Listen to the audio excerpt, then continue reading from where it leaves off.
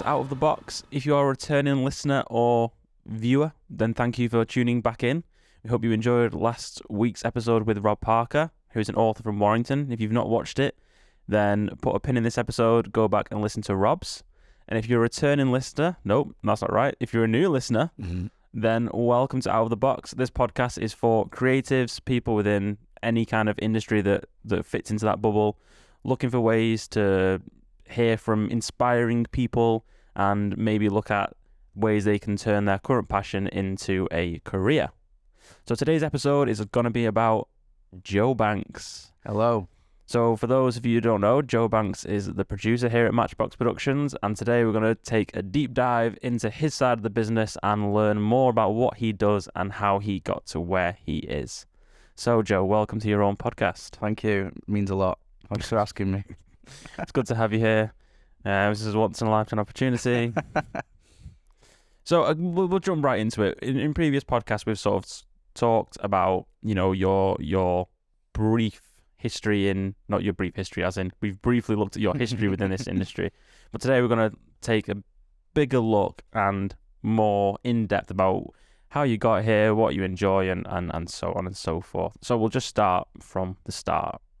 Tell us about why you do what you do. Where did this interest of yours come from? How did it grow? And how did it blossom into the producer that you are today? So it originates from like my sort of passion for music. So like I've always been a musician. Sounds dead cringy, like, oh, I've done it for years and I started playing guitar and all that. But it is that conventional story of like being a musician first. And obviously started playing guitar at school, started vocal lessons at school, drums at school, played bass, played in loads of different bands throughout the years. And it was like mainly through like being in my bands and like producing them, because we were always broke and couldn't go to a recording studio, basically. But I had a very conventional way into it in the sense that like I did it at school. So I did music and music technology at school. Then I went to college, did the exact same, did production arts as well, which is more like live sound for theatre, things like that. And then I went to university to study audio engineering and production. And then when I graduated from university, I was obviously in a band with yourself, Oliver. Yep. Ollie's the drummer in our band, the AV Club. And me and Ollie, this is sort of the same sort of story as how the business started, really, isn't it? Like, yeah, Ollie would do the video in for AV Club, I'd do the recording. And obviously people were coming up to us asking us like, oh, where have you got your stuff done and this and that, and obviously it was us. So we said like, we can offer our services to you. And then I started taking it more seriously because obviously I'd left uni at this point, was looking for a job, like a proper job within my industry. And then obviously with the help of you and your side of the business, we were able to open our own studio. And obviously we've been working here for the past sort of 2 years now. Well, over 2 years, isn't it? And yeah, producing ever since. yeah. Well, it's just similar to story with sort of video as well. You know, going through the sort of system with school and just keeping up until it becomes that point where you're like, oh, okay, so this can be work. You can earn money from this. Yeah, like obviously like the arts, not so much now, but they were like a bit neglected in school. Like people would always, and especially with like parents and things. I mean, I'm lucky enough to have very supportive parents, but some people are out there like that get pushed towards the more academic subjects like English or science, or you need to be a doctor. Yeah. But like school really helped me like come out of my shell and sort of like it taught me that I can create sort of a life out of what I love. Yeah. And that's really important, I think. It's accessibility as well, because 10 years ago, for someone to say they've got their own studio, it's more like achievable now because of what's, you know, accessible to us to have at home and start learning and stuff. And we'll come back to that in a bit. Yeah. I had really inspiring teachers in high school, especially. I'll give you a shout out. Alex Buttery was my teacher that inspired me in high school and sort of pushed me beyond my limits almost.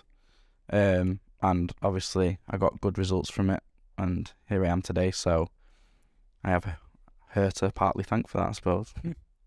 Cool. So for people who don't necessarily know what it means to be a producer, to be an audio engineer, just sort of give us a brief paragraph of what it means, what your job entails. What does it mean to be an audio producer? So obviously, like there's a few different sort of strands within like audio engineering and producing, and they're slightly different roles. So I'd class myself as a producer. So my job is to work with a band from the point of writing the song all the way through to mastering and distribution and helping them get it out there. So anything that falls in between those two sort of like checkpoints, I'm there to help with. And that includes sort of like songwriting, sort of like the formats of the songs. So say for example, a band will come in, show me a pre-existing written song. This happens quite often. And then we'll sit down with them and sort of discuss how we can make it better, how we can make it sort of more radio friendly if that's the avenue that they're going down. Change different parts like lyrics, things like that. Then obviously recording the tracks, helping them record it. If it's a band, obviously they'll have players. If it's a solo artist, more often than not, we work with in this studio. We can help with like sessioning, which means obviously we play on them and help sort of create parts for them and build a song around their like acoustic guitar version of their song. And then obviously all the way through to mixing, so making the track balanced and making it sound like it slaps. And then distribution, like we can send it off for mastering, which we use an external mastering engineer at Matchbox Productions, so Grant Berry, amazing mastering engineer who actually taught me at uni as well, so shout out to Grant. And then distribution as well, so if the bands are like sort of like unfamiliar with it, we can help with all that sort of thing as well. So that's like the role of a producer pretty much. And distribution is helping them get it onto, by distribution you mean streaming platforms, Spotify, yeah, so and any help that they need getting it out there into the world basically. Yeah. Any help that they sort of need, like through I'm lucky enough to have been in a band and had my music distributed, so I've done it, and I feel like if I can offer my advice anywhere else, then obviously that's great, isn't it? Yeah. So picture me then as, a band. I knock on your front door and I say, right, I've got a demo of a song that we've played through in our practice room. We want to turn it into a song that's going to end up on Spotify. Just talk me through sort of your process from them coming through the door and getting in the control room. But what's your process? What's your recording process? So I would sit them down. I would listen to the song that they've got. If they've got a demo already, like recorded, like a little scratch demo, then we'll get that into a session, have a look at it. Any changes that need to be made, we'll chop it up and like glue things together and things like that. And we'll say like, in this section, this would be better here, or X would be better here. If they've not got a demo, then I'd get them to play it for me in the room, or even record like a little acoustic version of it and do the same thing, like cut it up, chop it up and stick things here, stick things there. Make it a better song for sort of radio, if that's the avenue they want to go down. Like some people are not bothered, like some people want like a 7-minute long song, which is absolutely fine. But obviously if they want to get it on radio, sort of 7-minute territory, we're a bit long. Yeah, a bit long there. So we do that. We'd get everything prepared, session prepared, find out what sort of sound they want to go for. I always get bands to send me a sort of like reference tracks. Yeah. So that I get what sound they want to go for. Songs that are within the sort of same area that they are. Yeah, if it's a heavy rock song, maybe a rock band, or if it's a more poppy, setting a more poppy tune. Yeah, exactly. Yeah, just to get a gauge of what they want the final outcome to be. Yeah, just because all producers that produce obviously do things differently. Like some people want like a really clicky bass drum, some people don't. So I need to find out that sort of idea within the artist's head of what that sound that they want. So getting them to send reference tracks is really, really valuable, to be fair. So it gives me the idea of how to set up, like, it can be the difference between like me setting up a microphone in a certain way. Do you know what I mean? Mm-hmm. So they're really important. So once we've done that and we've listened to some reference tracks, then we'd get set up, get into the nitty gritty of recording the track, and then mixing it, I suppose. What steps would it be recording the track? So the way I do it is, if they've got a demo pre-existing, then we can record to the demo as long as it's timed to a click, or if they're not doing it to a click, then we can do it free. But I always start with drums. Then I move on to bass. Then we move on to guitar, and then vocals. If we're working with sort of like your stereotypical sort of like lineup setup of a lineup, yeah. But yeah. Yeah, and as a producer, you have a responsibility as the band come in. You know, they give you the final outcome, which is we want a song that's going to sound good on Spotify and iTunes, whatever. We want it to go onto radio. We want to do this with this. We want to do that with it.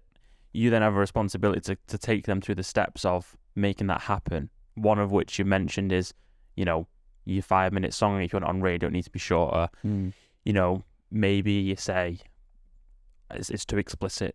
Yeah. How does it feel as a producer to have that responsibility to have to say, and obviously they're coming to you knowing that, but how does it feel to have to say, right, we're going to have to cut that bit out, or if I were you, I'd take this bit out. How does that feel to sort of, or is it difficult to sort of maybe change something that people have spent time on, or that they don't necessarily want to get rid of, or... I suppose it's different with who you're working with. Like, some people are very precious on their art, which is completely understandable. I get that. But obviously, if you come into me as a professional, then I'm going to give my professional advice, you know.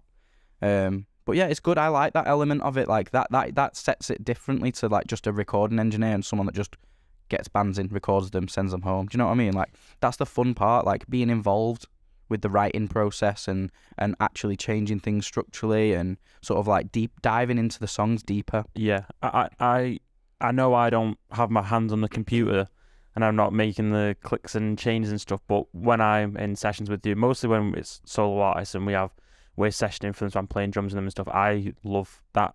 Yeah. Like, because me and you work quite well together in that sense. And like I said, I'm not doing any of the actual engineering, but I feel like I sort of have a decent sort of like what makes a song, and I really enjoy being like, what if we did this here, and you know, what if we did that there? And it's worth noting that not all bands want you to come and produce as much as some other bands do.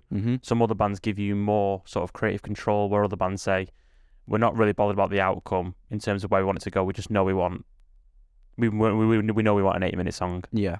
Whereas some bands give you more creative control and are happy to be like, oh yeah, I've only heard that in my bedroom, but that's a really good idea. Yeah, it's not like a band's going to come in and I'm going to say, like, you either cut this 8-minute song to 3 minutes, or I'm not working with you. Like, my professional advice is always advice. Like, if someone doesn't want to do anything, then I can't, like, change that. People know that coming in. That's why they come to you, don't they? Well, yeah, I suppose that's why people would come and hire me to work with on their tune. But that sort of times when an artist or a band come in and say, I've got this song, I'm happy for it to go here, like a reference track that we spoke about, but the in-between's how we get there. Let's just have fun, and you've got all that time to enjoy it, and I think that's really exciting. I really enjoy those. That's where the fun comes into, like, that is like the best part of my job, I think, like, being involved, and like, you have a laugh doing it as well, which is great. Like, the amount of people you meet and sort of like the personalities that you can unlock when working with them in that sort of... When you're spending 8 hours a day. Exactly. When you're working with them in that capacity, and you're being kind of not ruthless, but you're saying, like,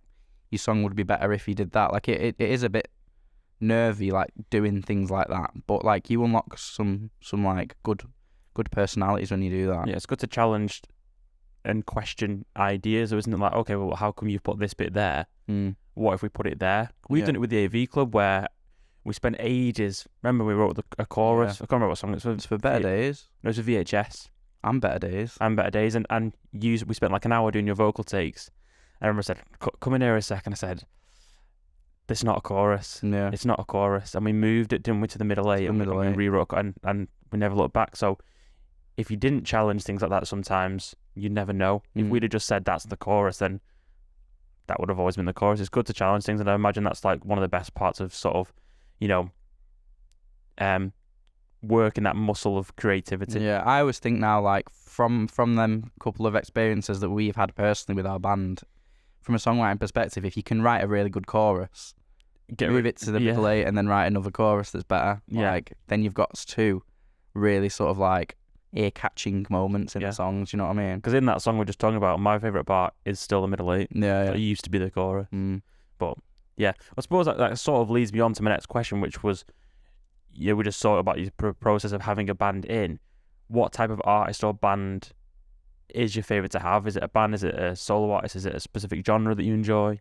I think the whole sort of like producing element is I really do like working with solo artists, just because like the creative input that I can have, and obviously when you're in sessions you can have, it just works. It just works. Like I really enjoy that sort of creative input, and not to say that I don't have it with the bands, but obviously when there's more people involved that have got their set parts. Yeah, more voices in. Yeah, and when like an acoustic artist comes in, for example, say like Marcus or Jess, when they've come in the past, they've got like a song which is vocal and an acoustic guitar.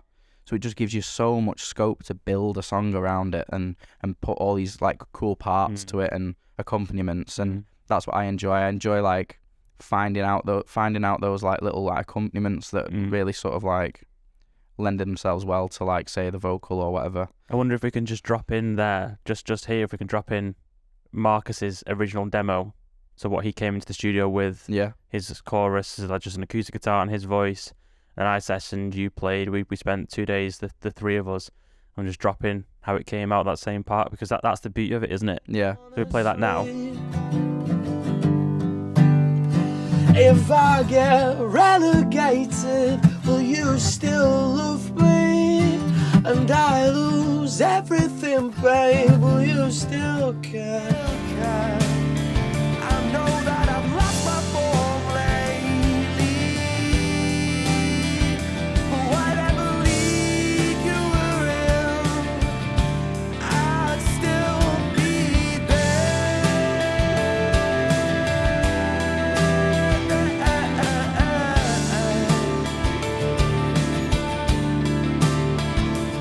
And as you can tell, the starting point from that and then where it ended up, that's the beauty of you being a producer. That sounds like the thing that you enjoy the most, is that creative sort of aspect of being able to turn something.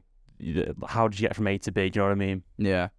But then on the other hand, like big rock bands are always going to be sort of like my favorite kind of bands to sort of like produce, only because I get obsessive with recording drums. Like the 2 years I've been in here, I've always been learning new things about like this studio and stuff like that. And like just this week gone, I feel like has been one of the first times that I've felt that like, whoa, them drums sound like actually pretty decent now. Like I'm getting there. But like it's one of those things, like in any sort of craft, you're always looking to get better. Like I'm sure with cameras and stuff, you're always looking for the next thing to be better at. And yeah, but it's important to look at where you started as well, look where you've come from, because 6 months ago, if you look back 6 months ago, your drums, you'd be like, oh my God. Sometimes you don't realise the sort of progress you've made. Yeah, so I was made up. Like I do like, so the big drums and stuff and the wall of sound of rock bands sort of like lends itself well to sort of my mixing taste and things like that. So yeah. So something I was going to ask you about now is obviously you have your own studio and stuff, and it links back sort of what you're saying, what I was going to mention before. And it's sort of the accessibility now of becoming a producer or becoming what's known as like a bedroom producer, being able to produce your own music. How do you think that's lent itself, obviously, to you, to other people in the industry at a similar stage to you, that they can sort of, go online, buy an interface, plug it into the laptop and make music? I mean, you can go on GarageBand and turn your laptop into a piano now, do you know what I mean? Like the accessibility is insane. Like everyone has the means of creating music with a phone. Like you can get GarageBand on your phone. Yeah, like a little iRig. Yeah, and you don't even need that. Like you can literally use the iPhone like microphones. Yeah. So anyone can create music. The quality might not always be there, but anyone can create music now, which is great, because if you're a musician or like a sort of like you want to become a producer, then start there. Like start messing about with shit equipment, because if you can make something on shit equipment sound good, then imagine what you can make sound good with good equipment. Do you know what I mean? Yeah. So like like the accessibility now is great. Like obviously there's the purists out there that'll say that sort of bedroom producing is killing the industry because of the amount of music that coming out is like saturating the market, but I don't think I'm definitely not one of them. I'm definitely not one of those people. Like the more people that can do it and enjoy it, then the better, obviously, and there can never be enough music in the world, like in my opinion. Like what would you say, bands who are recording themselves because they don't not necessarily enjoy the production side, but because of the costs of going into a bigger studio, they record themselves. At what point would you say they would need to move to an actual studio if they start to grow, or if the quality, they can't get that quality from themselves, or suppose it just practice? It just depends on the band. Like, I as a producer, I'm not going to endorse people just like not going to producers anymore and just staying to themselves, otherwise I'd be out of a job. But obviously, if you're not a producer by trade, like if you are a band recording yourself and you are not a producer and you've not got no producing background, you are just in a band that is short on money, so you're trying to sort of create other means of recording, I'd say, like, do it, try it, but if the results aren't what you want, if they're not what you like sort of like wanted to hear back from yourself, then just save up, go to a studio. And it doesn't matter if you're saving up for a few months. Like, get SoundCloud is a good place because you can upload demos there. It's not like, I feel like the SoundCloud nowadays is used as like a demo database. That's the way I've seen bands use it a lot. So if you can get, if you're worried about getting songs out or whatever, just get a couple of demos out, share them, and title them as demos. So then you're still getting releases out, but you're like sort of saving up for that sort of like one single that's going to be like a big hitter that you've recorded properly. You sort of built up a relatively, call it a fan base maybe that know you through your demos and are ready for a real release. Yeah. I'd say that. I'd say do that. I mean, it's become almost a genre in itself, hasn't it? Bedroom pop, producing your own songs, but it sort of lends itself to a more DIY feel. Yeah. But I think if you're a band, say like a rock band, you're not going to be able to have that DIY feel. Yeah. It's good to sort of learn and create those demos, but then a genre like that probably needs a real release behind it. So I suppose it's just wherever it works. Wherever it works for whatever band it is, really, isn't it? Yeah, exactly that. So a bit more of you'll like this question because it's geeky and boring. So me then. I was going to ask you about, so when I'm watching you producing stuff, you're flying through your plugins and stuff, and you're flying through your clicking everywhere and stuff. I was just going to ask you about what your favourite plugins, if there's anyone listening that's really into the detail, the geeky stuff, some about your favourite plugins, and maybe for people who don't know what the plugins are, what they do and why you use them. So I'm a big user of Slate plugins because basically it's like a subscription based. So it's called the Everything Bundle that they do, and you pay sort of X amount. I can't remember how much it is, but it's $11. $11. There we go, Ollie. Thank you, accountant. It's okay. Pay $11 a month, and you get everything that Slate make. So that goes from sort of like their sort of virtual mix rack, which includes like EQs, preamp, emulations, compressors, all kinds, gates. It's really, really good, really handy tools that you use. Sort of, there's like emulations of like iconic bits of equipment that if you wanted the hardware version, you'd be paying sort of thousands of pounds for. So like distressors, LA2As, stuff like that. Maybe I just realised, in case anyone listening doesn't know what a plugin is, just give a brief. So plugin is like a software, a bit of software that sort of either does something to manipulate sound, or it is like an emulation of a real life hardware bit of equipment. That can be an instrument, so like a synth.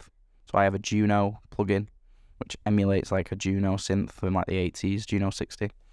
Or it can be like a emulation of like I say, like a LA2A compressor, for example, which is like a bit of hardware gear, but obviously you can do it in the box, they call it. And I'm very much like an in the box kind of guy. I've got a few little preamps and stuff that I use, but very much an in the box kind of guy, and I've no shame in saying that. And this is also like affect your audio, and this is probably where you have to be most creative with some of your sounds and some of your things that you can do to vocals. And like I'm a big believer in experimenting with things and doing like the non-conventional ways. Like I've mentioned it in a previous podcast, like sometimes in school or in university or college, you get taught to do like compression in a certain way. But sometimes that just don't do that. Like, just don't do that. Like, experiment with things, and if it sounds good, then you're not doing anything wrong. Like, it's all subjective. Yeah, beauty is on there as well. It's non-destructive. It's pressed Well, that's the Command Z, and that's the beauty of plugins. Yeah. So I use these things called every time we record a guitar, I take a DI. So I'll record the amp, and then I'll take a DI as well, using obviously a DI box. But I'll run it through this program called STL Amp Hub, which is basically just like models of like all these different amps, and some of these amps on here are like vintage sort of like Marshall amps that I can run someone's guitar through. And it's like, if I wanted that collection of amps that are in that plugin, you're talking like maybe like up to like millions of pounds. Like, there's so many, and the results that you get from it, apart from CPU, it drains your CPU, but there's tricks around that. But yeah, they just sound incredible, and yeah. So one thing we've spoke about quite a lot on this podcast is the industries that we talk about often mean that you're going from working from a company like, you know, yourself. You worked for United Utilities before we did this. I worked at school. Taking your hobby or whatever it is that you enjoy and sort of turn it into a career, that means you're going from working for somebody, I should say, to then working for yourself and taking that responsibility on to drive your own career because you're working for yourself. Mm-hmm.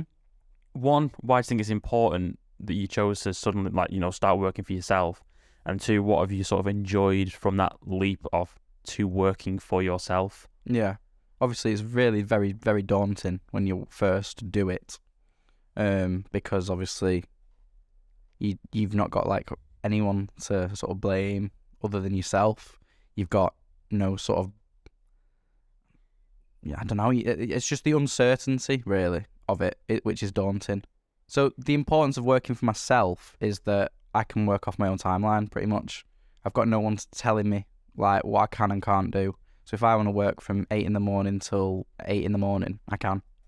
So, like, if you worked for someone, then obviously there's all this health and safety stuff that you have to abide by from certain companies and stuff. But not to say that go out in there and drain yourself, but because I'm not endorsing that at all. But yeah, that's really good. Being able to work on your own timelines is really, really cool. Having the freedom to sort of control your own work as well is really, really cool. The importance of taking the leap, I think, is some like, if I hadn't have took that leap, I wouldn't be in the position I am now. I'd still be miserable working a job that I don't want to do. Do you know what I mean? Yeah. So, like, obviously it goes without saying that taking the leap is such an important stage and step that I've done, making this a full-time thing. From working for yourself, then, what sort of challenges do you face on a daily basis because you work for yourself, or you run a business? What challenges do you face because of that? Obviously, there's things within running a business which we spoke about in a previous podcast that's like very difficult, like, to get your head around. Especially for me, like, I'm not a numbers guy. I've been lucky enough to have you that is kind of a numbers guy. Obsessed with numbers. Yeah. And I suppose that's where teamwork comes in. Like, that's the whole point of working in a small little team like us. But I feel like the biggest thing is just staying sort of like disciplined with yourself. Well, that's what I was going to say, because I was going to ask, you're saying it's good to have your own timeline. Well, there's definitely some personality traits that you're going to need to be able to keep yourself motivated, you know, because you've got all this time to do the work when you want it, if you want to do it. Yeah. That's a challenge to be like, right, well, I am going to do it, because there's no one saying, have you done that? Or are you going to do this? Like, that challenge of having that self-discipline. How do you find the balance between, I can do it whenever I want, but, I can do it whenever I want? Yeah. I feel like the biggest thing is because if I don't do it, then I don't get paid for it. Yeah. So you're in control of your own sort of finances and everything. Like, if you don't do the job, then you don't get paid for it. So you've got to have that discipline. And if you love it enough, then you'll get up in the morning and you'll go and do it. Like, that sets that sets people out. Like there's been so many sort of like, I don't want to say copycats because we've already covered this in the last podcast, but there's been so many people that have tried to sort of do similar things to what we've done that have just not had the same discipline, and you can see that, and that's sort of the difference. Like that's if you want to make this a career, if there's listeners out there or viewers out there that are listening to this and thinking, yeah, I want to do what you've done, then the first thing you need to learn is discipline. Like that is like rule number one.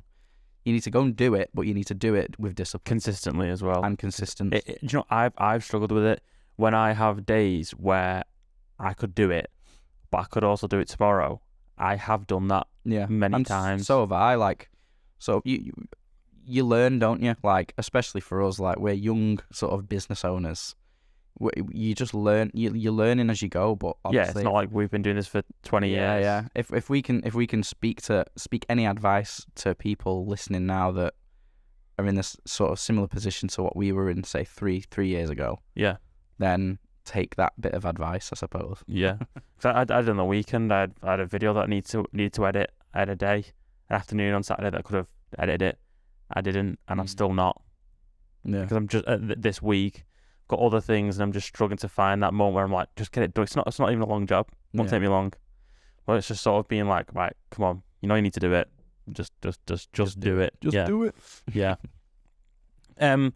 So I guess that's sort of a tip for running your business and being disciplined. What would you tip for young producers? Maybe somebody who was where you were in college, or maybe they've been doing music in high school. They enjoy playing guitar, they enjoy playing drums, and they think they might have an interest in music tech, audio engineering, moving into college, maybe even moving into university. What sort of, maybe they finish education and they just want to jump into it now. What sort of couple of tips would you give it to get your foot in the door or get started? So the first one is the running theme within this podcast, and maybe we should have called the podcast the Just Do It podcast. Just the Nike podcast. Yeah.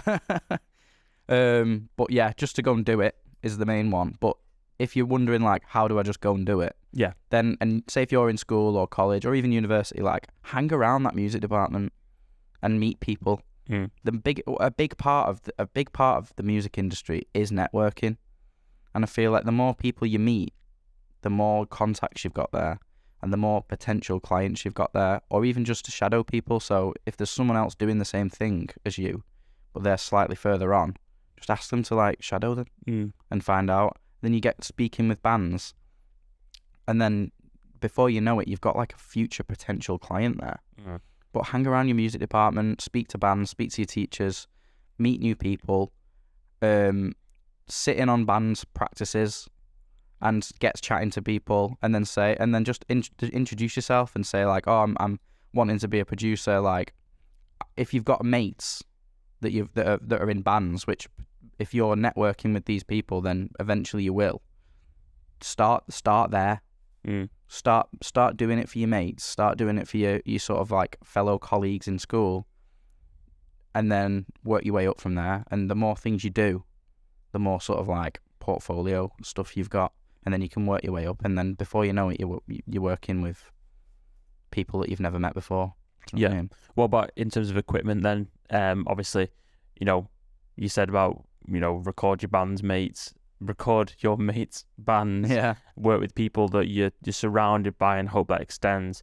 If someone's sat like, they want to do it at home, they want to, maybe not too expensive, they want to break the band, they just want to get started, what couple of things do you think you need to just be able to start producing demos or just practicing your craft? Like I said before, like obviously if you're doing stuff as a musician yourself, then you can do it with the phone. But I'd say like if you're taking it seriously and you're wanting to start it properly, I'd just get yourself a good laptop or computer that can run like software like GarageBand, and just get yourself a little interface. If you're recording full bands, obviously you're going to need inputs, but one piece of advice I can give you is if you're recording, say, drums, which in an ideal world would have like take up 16 channels, learn how to record them with 4. Yeah.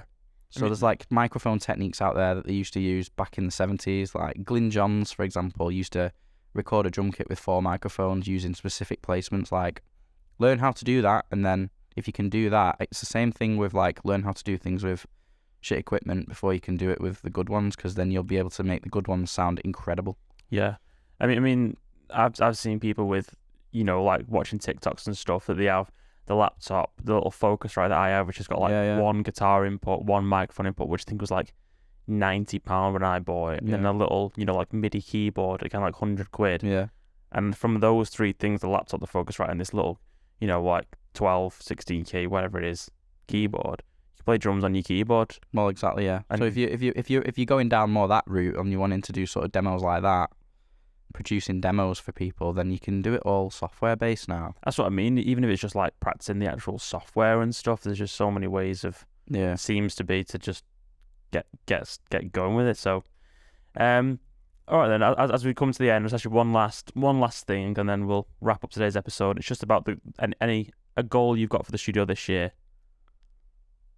I feel like my goal this year is to just keep doing the same as what I did the last 2 years, but on a bigger scale. Yeah. I think working with more bands, meeting new people. It's the same advice. I'm giving the same advice to me as I have done to the people in school. So when I'm telling these people to hang around your music department, producers like me in my position, to meet new people, the best place to go and meet new people to work with is to go and hang around in gigs. Yeah. So I think my plan for this year is to go meet new people and get out there and meet new people. Yeah, we've said that a lot already, haven't we? That, yeah. Just to work with and just to add variation, really. Like, obviously, it's great working with the returning customers. They're always going to be amazing, and we value them so much. But working with new people is exciting, isn't it? So yeah, that is my goal, to work with as many new people as possible this year, I think. Sounds great. Make them sound absolutely slamming. Yeah. Yeah. Well, thank you for giving us a little insight into your industry. I've really enjoyed it. Me. Anyone listening and watching, thank you so much again for tuning in, streaming. If you've enjoyed this week's episode, please consider subscribing, following us on Spotify. We've got some more exciting guests coming up in the next couple of weeks. And thank you very much, and we'll see you soon. See you next week.